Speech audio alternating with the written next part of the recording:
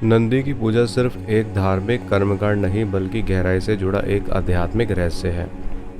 नंदी, जो भगवान शिव जी के वाहन और परम भक्त हैं, उन्हें धर्म के प्रतीक के रूप में जाना जाता है।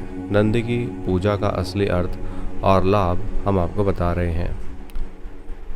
नंदी जी को ध्यान की स्थिति का प्रतीक माना जाता है। नंदी जी मंदिरों में शिवलिंग के सामने शांत, स्थिर और एक टक ध्यान में दिखते हैं। इसका अर्थ है सच्चे भक्त को शिव के प्रति उसी एकाग्रता और स्थिरता से समर्पित होना चाहिए जैसे नंदी जी हैं। भक्ति और सर्वोच्च उदाहरण। नंदी जी बिना किसी शर्त के भगवान शिव जी के सेवा करते हैं। यह सिखाता है हमें कि सेवा और भक्ति अगर आपको करनी है तो बिना निस्वार्थ, यानी कि आप निस्वार्थ भक्ति करें। और शिव जी तक पहुंचने का जो मार्ग है, ऐसा मान्यता है कि यदि आप नंदी जी के कान में अपनी प्रार्थना कहें तो वह उसे सीधे शिव जी तक पहुंचाते हैं। ये विश्वास सिखाता है कि सच्चा माध्यम वही है जो खुद मौन है और दूसरों के लिए पुल बनता है। धर्म और कर्तव्य का प्रतीक। नंदी जी को धर्म का प्रतिनिधि माना जाता है। उनका पूजन करने का अर्थ है अपने जीवन में धर्म, नैतिकता और सत्य को अपनाना। अब नंदी जी की पूजा करने के लाभ क्या हैं?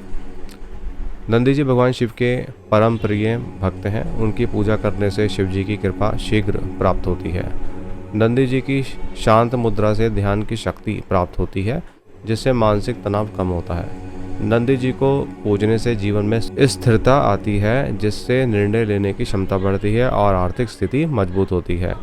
यदि व्यक्ति अपने कर्मों से भटक गया है तो नंदी जी की पूजा मार्गदर्शन और आत्मशुद्धि लाती है उसके जीवन में। नंदी जी बैल के रूप में हैं। यह संदेश देता है कि हमें पशु, प्रकृति और सेवा के प्रति संवेदनशील रहना चाहिए। नंदी जी की पूजा कैसे करनी चाहिए? शिव मंदिर में जाएं और पहले नंदी जी को प्रणाम करें। नंदी जी की मूर्ति के कान में अपनी सच्ची मनोकामना कहें। बेलपत्र, अक्षत और जल अर्पित करें उनको। और नंदी जी का जो मंत्र है, ओम नंदिने नमः मंत्र का जाप करें। इसके बाद शिवलिंग पर अभिषेक करें।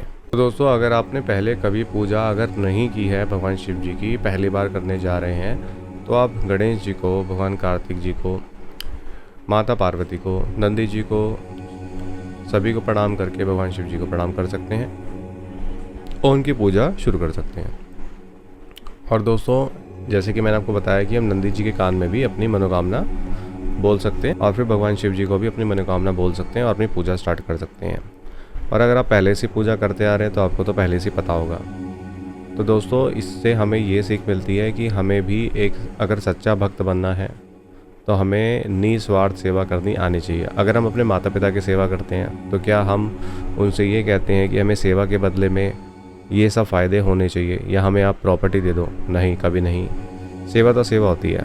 हमारे पेरेंट्स ने भी बचपन से हम सभी की सेवा करी है, हमारे लिए सब कुछ किया है। जो हमने अपने इच्छाएं रखी हैं तो उन्होंने ला के दिए। इस तरह से हमें भी उनकी सेवा करनी है, जो हमारा फ़र्ज़ है। और हमें भगवान की सेवा भी करनी है बिना किसी लालच के। लेकिन दोस्तों, अगर आप किसी परेशानी में हैं तो परेशानियाँ भगवान के सामने रख सकते हैं। और दोस्तों, ऐसा कुछ खास नहीं है कि आपको वहाँ पे दीपक जलाना है या फिर इस तरीके से पूजा करनी है, ऐसा कुछ भी नहीं है। सिंपली वहाँ जाइए, अगर आपको दीपक जलाना है दीपक भी जला सकते हैं, धूप भी कर सकते हैं, चंदन का टीका भी लगा सकते हैं भगवान शिव जी को, और फिर आप जल भी चढ़ा सकते हैं या डायरेक्टली आप जल भी जाके चढ़ा सकते हैं, कोई दिक्कत नहीं है। अगर आपको दीपक जलाना तो दीपक भी आप जला सकते हैं। तो दोस्तों, कैसी लगी ये छोटी सी और प्यारी सी जानकारी? उम्मीद करते हैं अच्छा लगा होगा। आप अवश्य ही हमारे चैनल वो आनंद को सब्सक्राइब, शेयर और लाइक कीजिएगा। बहुत बहुत धन्यवाद। भगवान सबका भला करे।